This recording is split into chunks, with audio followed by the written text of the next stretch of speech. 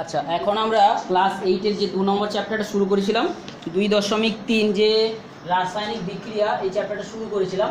তার 2 নম্বর একটা যে সাব একক রয়েছে, উপ একক হিসাবে আলোচনা রয়েছে অনুঘটক। তো সেটা আমরা আজকে আলোচনা করতে যাচ্ছি। অনুঘটক কথাটাকে যদি আমরা বিশ্লেষণ করি, দুটো নাম পাচ্ছি, অনু আর ঘটক। আমরা এগুলো নিশ্চয়ই জানি। তো অনুঘটক কি জিনিসটা না, যে সমস্ত পদার্থ, এমনি ছোট ঘটক সম্পর্কে তো নিশ্চয়ই সবার পরিচয় রয়েছে, যারা বিভিন্ন কাজ কারবারগুলোকে জুড়ে তারা দ্রুততর করতে সাহায্য করে।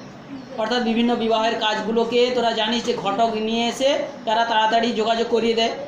সেই ঘটক অনুজগতের ক্ষেত্রে যদি এমন কোনো পদার্থ থেকে থাকে যে কোনো একটা রাসায়নিক বিক্রিয়ার সময় রাসায়নিক বিক্রিয়াটাকে দ্রুত ঘটতে সাহায্য করবে, তাহলে কোনো রাসায়নিক বিক্রিয়াকে ঘটতে দ্রুততর করতে সাহায্য করবে যারা, সেই ধরনের পদার্থগুলোকে বলা হবে সেই বিক্রিয়ার ক্ষেত্রে অনুঘটক। কোনো অনুঘটক অর্থাৎ এমন একটা রাসায়নিক পদার্থ হবে, এটা একটা রাসায়নিক পদার্থ হবে, যে রাসায়নিক পদার্থ কি করবে না কোনো একটা বিক্রিয়ার বেগকে বাড়িয়ে দেবে বা কমিয়ে দিতে পারে। তো সেই পদার্থগুলোকে বলা হচ্ছে অনুঘটক বা ক্যাটালিস্ট। তাহলে যে সমস্ত পদার্থ কোনো বিক্রিয়ায় উপস্থিত থেকে কোনো রাসায়নিক বিক্রিয়ার বেগকে বাড়িয়ে দেবে, অর্থাৎ বিক্রিয়াটা আস্তে আস্তে হচ্ছিল তো দ্রুত ঘটতে শুরু করবে, সেই ধরনের রাসায়নিক পদার্থগুলোকে বলা হচ্ছে অনুঘটক। তো এই ক্ষেত্রে আমরা একটা বলে রাখি, প্রত্যেক বিক্রিয়ার ক্ষেত্রে কিন্তু অনুঘটকগুলো হবে আলাদা আলাদা।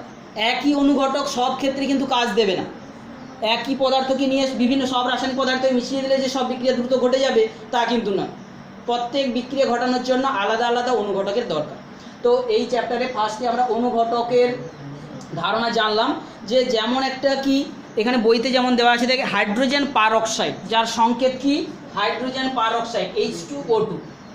এমনি জলের সংকেত কি H2O। তো H2O2 এখানে পারঅক্সো বন্ধন রয়েছে। এই হাইড্রোজেন পারঅক্সাইডে কি হয় না, একে কিন্তু এটা একটা বর্ণহীন তরল, একে এই সাধারণ তাপমাত্রায় কিন্তু সহজে ভেঙে যায়।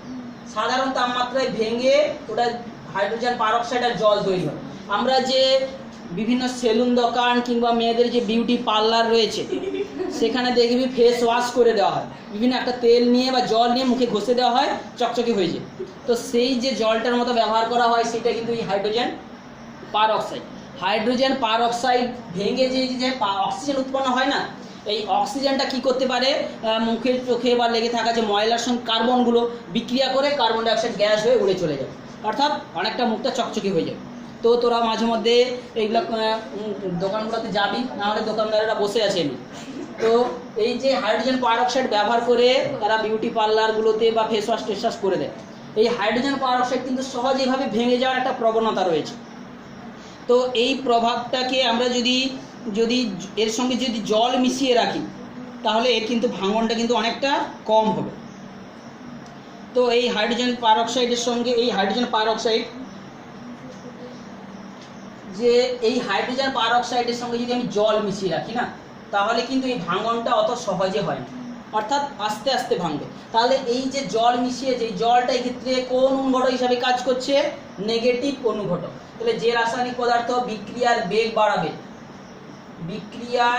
বেগ বাড়ায় বা কমায় তাকে বলা হবে, যে বাড়াবে তাকে বলা হবে পজিটিভ অনুঘটক, যে কমায় তাকে কি বলা হবে নেগেটিভ অনুঘটক। তাহলে এক্ষেত্রে জলটা কিন্তু নেগেটিভ অনুঘটক হিসাবে কাজ করছে, জল আর হাইড্রোজেন পারঅক্সাইডের ক্ষেত্রে।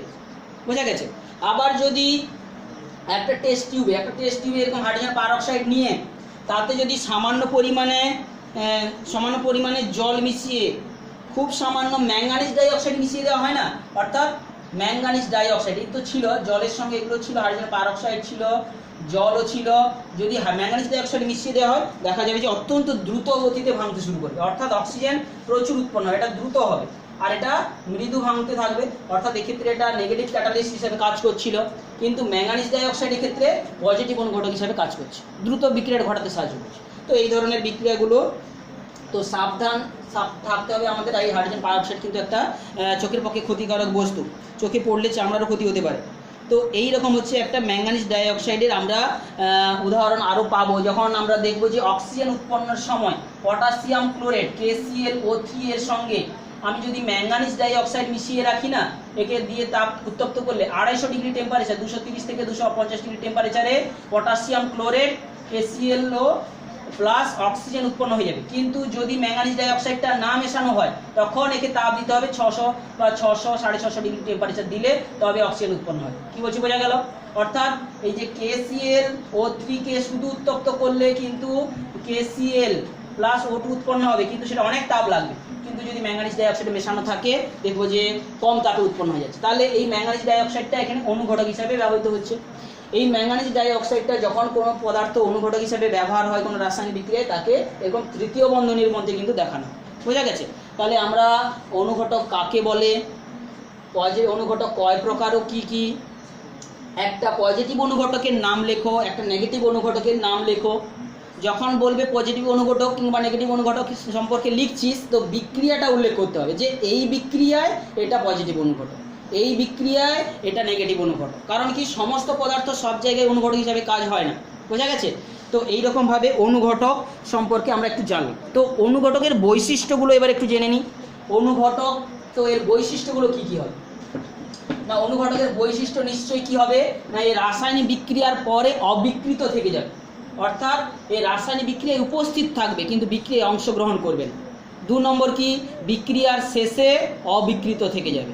3 নম্বর কি, এই বিক্রিয়ার বেগ বাড়াতে পারে। 4 নম্বর কি, বিক্রিয়ার বেগ কমাতে পারে। তোদের একটা পয়েন্ট করে দেওয়া রয়েছে এইরকম, যে অনুঘটকের বৈশিষ্ট্যগুলো দেখ 95 পৃষ্ঠার শেষের দিকে দেওয়া রয়েছে। এগুলো হচ্ছে অনুঘটকের বৈশিষ্ট্য।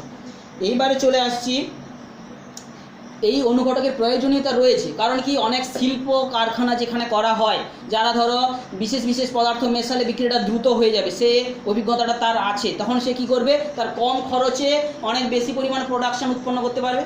অর্থাৎ যেমনভাবে কেউ ধরো অক্সিজেন উৎপন্ন করার কারখানা রেখেছে, সে ধরো সে এই অনুঘটকের ব্যাপারটা জাননি, তাহলে তাকে 650 ডিগ্রি টেম্পারেচার উত্তপ্ত করার জন্য কত পরিমাণে কয়লা পোড়াতে হচ্ছে, তার মানে অনেক খরচ বাড়বে। সমান পরিমাণ অক্সিজেন উৎপন্ন করতে গেলে যে এই ব্যাপারটা জানবে, সে কম খরচে কিন্তু অক্সিজেন উৎপন্ন করতে পারবে। অর্থাৎ শিল্পক্ষেত্রেও কিন্তু এই অনুঘটক ব্যাপারটা অত্যন্ত গুরুত্বপূর্ণ ভূমিকা পালন করে।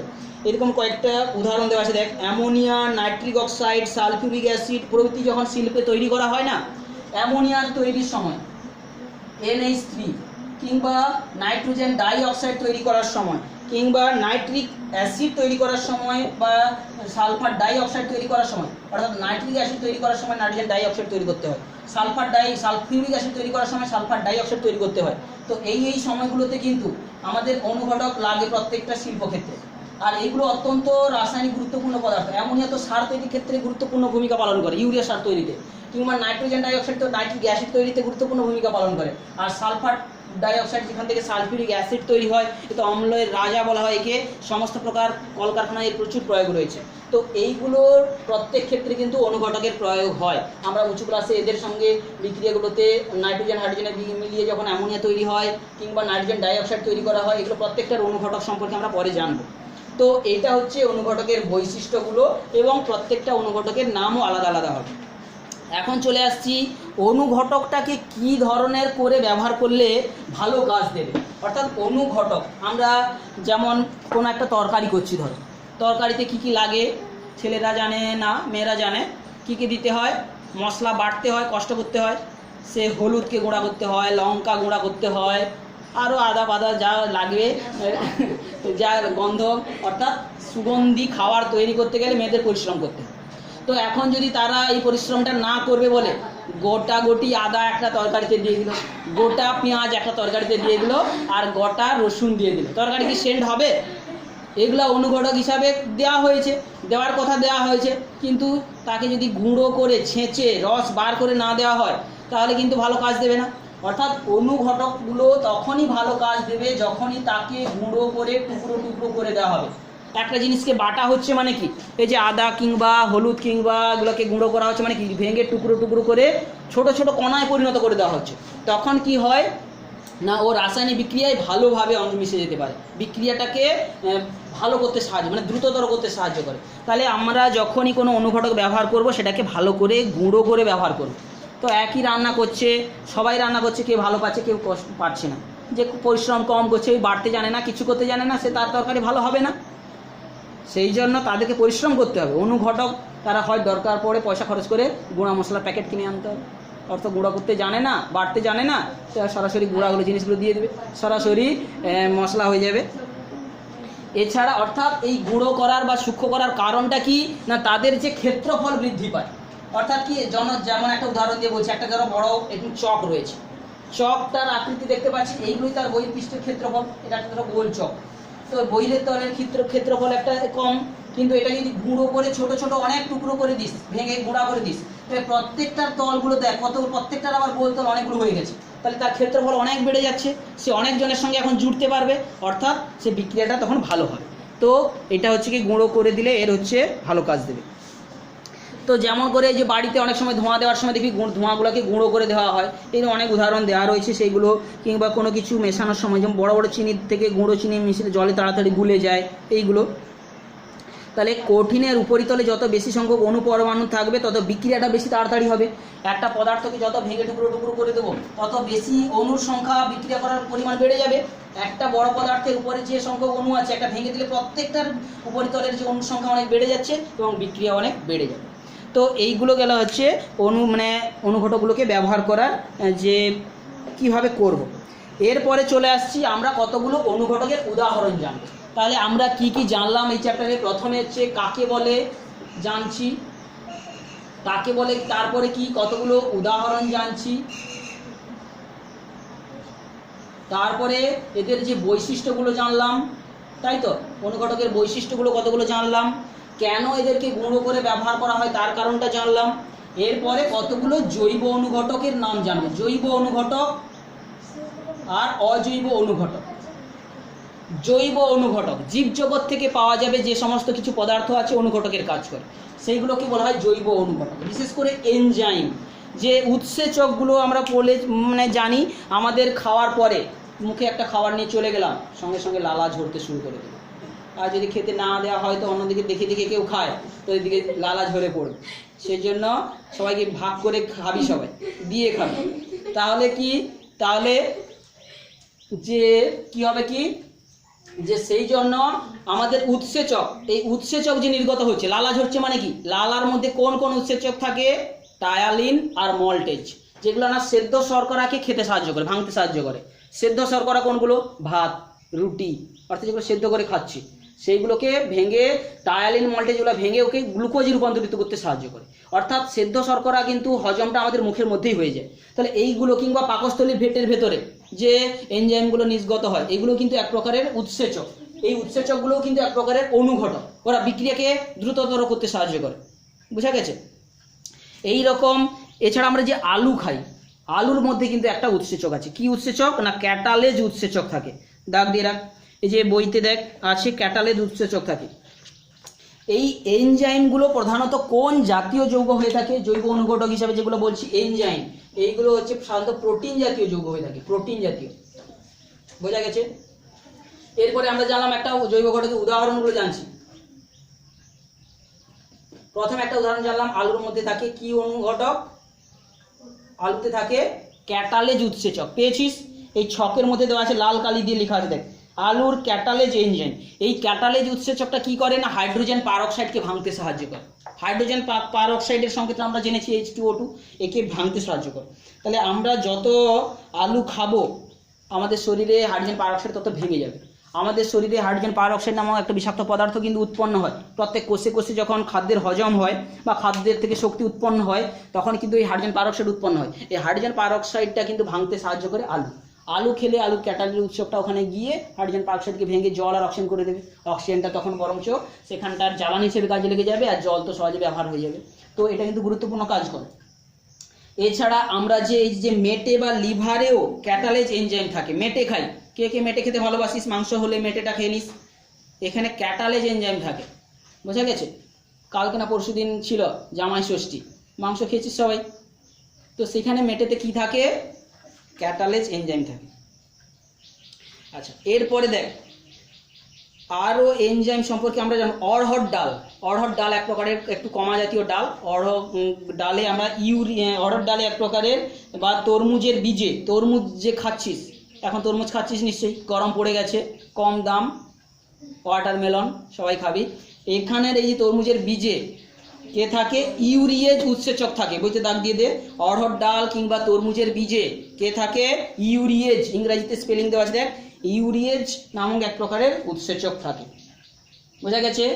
এবং এই ইউরিয়েজ কি করে না, ইউরিয়ার সঙ্গে জলের সঙ্গে বিক্রিয়া করে অ্যামোনিয়া তৈরি করতে পারে। এই যে বিক্রিয়া কি বলছে, এনজাইম থাকে, এই ইউরিয়েজ ইউরিয়ার সঙ্গে জলের বিক্রিয়া ঘটিয়ে অ্যামোনিয়া তৈরি করতে পারে হচ্ছে এই ইউরিয়েজ উৎসেচকটা কিন্তু গুরুত্বপূর্ণ। বিভিন্ন জায়গায় ইউরিন, যেখানে লোক প্রস্রাবাগার আছে সেখান থেকে এই অ্যামোনিয়ার ঝাঁঝালো গন্ধ আমরা পাই, কারণ কি, এই যে ইউরিয়েজ উৎসেচক কিছু থেকে থাকছে, তারা এই ইউরিয়া শরীর থেকে মূত্রের সঙ্গে নির্গত হওয়া ইউরিয়াকে ভেঙে ও অ্যামোনিয়াতে রূপান্তরিত করলে, অ্যামোনিয়াতে রূপান্তরিত করলে গ্যাস হয়ে উড়ে চলে গেল, বোঝা গেল। এইভাবে কিন্তু অনেক ঝাঁঝালো গন্ধ নির্গত হতে থাকে।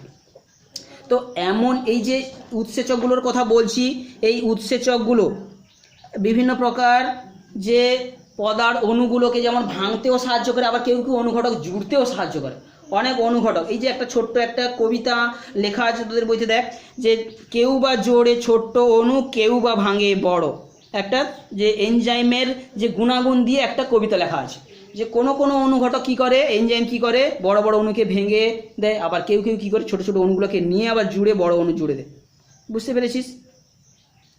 অর্থাৎ ইলেকট্রনের তারা আদান প্রদান করেই সমস্ত কাজ কারবারগুলো করায়। তাহলে এইখানে আমরা একটু সংক্ষিপ্ত জিনিস জানলাম যে অনুঘটক সম্পর্কে। পরবর্তী ক্লাসে বা পরবর্তী চ্যাপ্টারগুলোতে যখন আমরা বিভিন্ন বিক্রিয়া পড়ব, সেখানে যদি কোনো অনুঘটকের যদি উপস্থিতি থেকে থাকে, তো আমরা সেখানে সেগুলো আমরা আলোচনা করব।